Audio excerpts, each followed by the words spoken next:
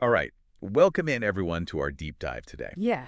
We're going to be looking at an article from the Indian Express Okay. all about India's 2025 budget. And this is really interesting because Mm-hmm. it's written by Shashwat Alok, who is an associate professor of finance Right. at the Indian School of Business. Wow. So, we've got kind of an insider perspective here. Yeah, that's pretty cool. And one of the really interesting things that he points out is that Mm-hmm. he suggests that India's regulatory bodies, as much as they're trying to create stability, Right.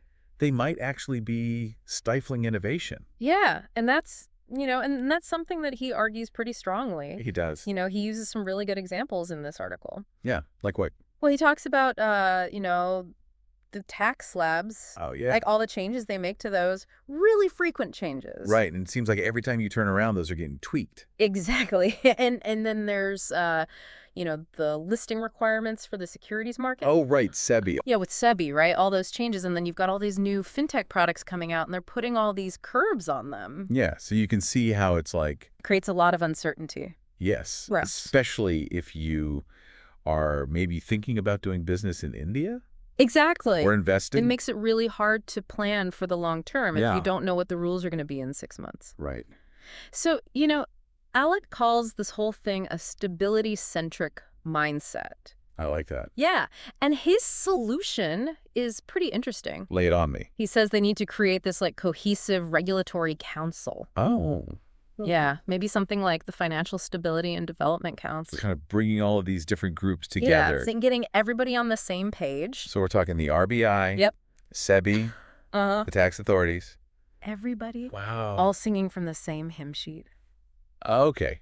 I'm starting to see where this is going. Right. So we're talking about kind of shifting from this stability focus to more of a growth focus. Exactly. And what would that actually look like, right?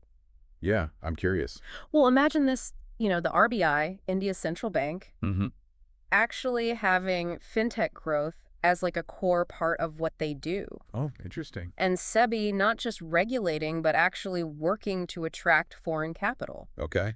And then the tax authorities not just hiking rates, but actually broadening the tax base. So essentially trying to create, A more predictable environment, yes, one that's actually pro-growth. I like it. Yeah, so you can really see how this could set the stage for India to kind of ride this wave of the tech revolution. Oh, yeah. Alok specifically mentions fintech, Mm-hmm. AI, quantum computing. Oh, yeah. Huge potential in those areas. Absolutely. And he talks about Mhm. the concept of patient capital. Yes, and this is really important. So explain that. Well, investing in something like quantum computing, Right. it's not about quick returns. It's long term. It's long-term. It's about nurturing something that might take years, even decades. To really, Exactly, and he argues that India just doesn't have that long-term vision right now. and that's kind of stifling some of these really cutting edge fields. Exactly. Yeah, he compares it to DARPA in the U.S., Oh, right. which was, Yeah. the driving force behind things like the internet And GPS. and GTS. Yeah, groundbreaking stuff. Absolutely. And he suggests that, maybe things like government grants Uh-huh. and public-private partnerships could be the key to funding these, really big Moonshot project. moonshot projects. Yeah, because you need that initial push, Right. that long-term commitment that private investors might shy away from. And the government can provide that. Exactly. Okay. But he doesn't stop there. Go ahead. He goes a step further and says India needs to ramp up its sovereign wealth fund investments. In these frontier technologies. Yes, bold idea, right. Wow. So we're talking about the government putting some serious money behind things like AI. AI, Yeah. quantum computing. Exactly. And what could that look like? I mean, how would that play out? Well, think about it like this. You've got these government-backed funds Okay. partnering with private companies, Mm-hmm. providing that capital for those long-term research projects So you're combining the resources of the government. with the agility and efficiency of the private sector. That's pretty smart. Yeah, pretty interesting idea. I like that. And then he has this other idea about deep tech hubs. Oh, what are those? So, dedicated zones for cutting-edge tech. Okay. And he sees them being funded jointly by the government, corporations, even global venture capitalists. Wow. So these hubs would essentially become like Magnets for talent and investment. Exactly, creating this kind of concentrated burst of innovation. But to really make those work, you've got to have the right incentives. Oh, absolutely. Right. You need things like R&D tax Some incentives. generous ones. Generous and predictable. Oh, that's a good point. Yeah, and you need strong intellectual property protection as well. So you're creating an environment where businesses and researchers feel like, okay, I can invest my time and money here. Exactly, because these are risky bets. Yeah, but potentially huge payoffs. Right, exactly. But Alok also throws in this really interesting word of caution about those regulatory changes Right. that we were talking about. He uses the example of digital lending, Oh, yeah. where these overnight changes really threw a wrench in things. Created a lot of uncertainty for these fintech startups. Exactly, and it highlights this, this tension between fostering innovation and managing risk. Right, because if the rules are constantly changing. It stifles growth. Exactly. It's counterproductive. Yeah, so you need that predictability. Consistency is key. Absolutely. Yeah. Especially when you're talking about these new technologies that are evolving so rapidly. Right, and then, Alec takes this whole argument a step further. Oh, really? He starts talking about human capital.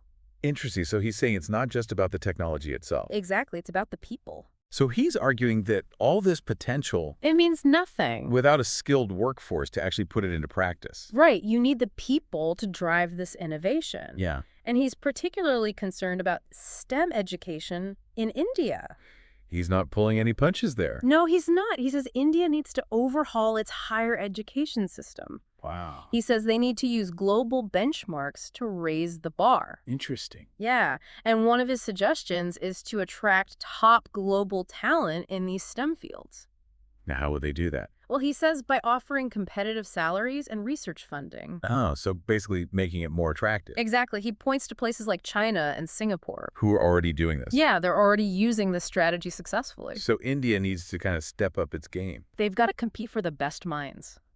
That's fascinating. Yeah, and he gets pretty specific with his recommendations. Okay. Like what? He says they need to boost salaries and research grants for STEM fields. To bring them up to global standards. Exactly. It's about sending a signal. That India is serious about investing in its scientific future. Exactly. Interesting. And then he has this other idea about prioritizing research published in top-tier international journals. Oh. So shifting the focus from quantity to quality, Yeah. encouraging Indian academics to produce that really impactful research. Research that gets recognized globally. Exactly. And Oh. finally, he suggests offering scholarships for Indian STEM students to pursue PhDs abroad. Oh, that's interesting. Yeah, but with a condition What's that? that they come back to India and contribute to academia here. So it's like a reverse brain drain. Exactly. They're attracting top talent back to India. After they've gotten all that experience abroad. It's pretty clever. Yeah, it's a long-term investment. In India's scientific and technological future. Absolutely.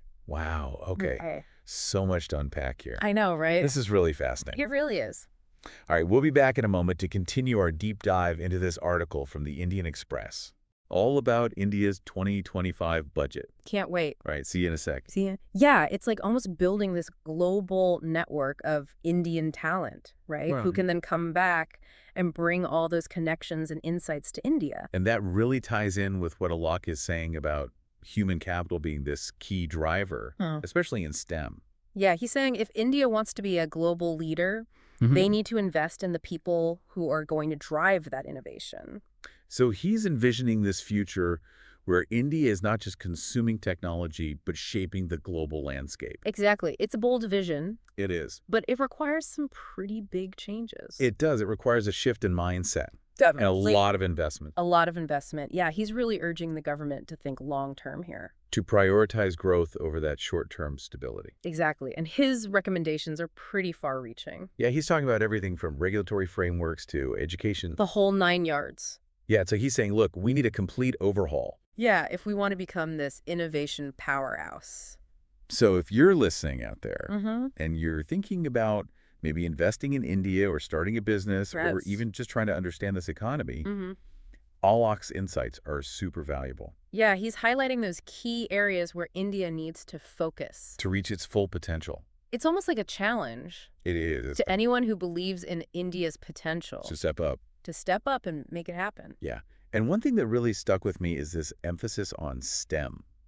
on investing in human capital. Yeah, it's not just an economic thing, it's strategic. It's about building a future Mhm. where India is at the forefront, Right, shaping the technological landscape. not just reacting to it. And what I really like is that Alok is not just pointing out the problems. He's offering solutions. Yeah, it's almost like a blueprint Roadmap. for transforming India into this innovation powerhouse. He's saying, look, we have all the ingredients, Mhm. the talent, the resources, the ambition. We just have to put it all together. Exactly. We have to harness that potential. And he sees this 2025 budget Mm.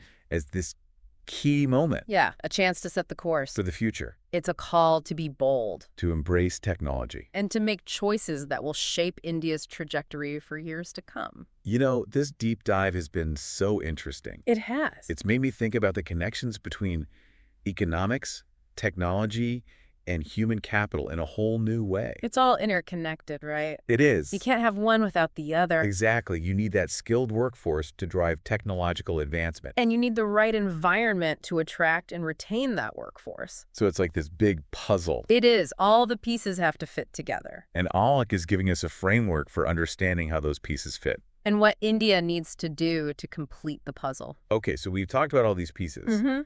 But if attracting global talent is so crucial, Mm-hmm. what can the government actually do to make that happen? That's the question, isn't it? Yeah, I mean, it's one thing to say, let's attract the best minds. But how do you actually do that? It's a tough one for sure.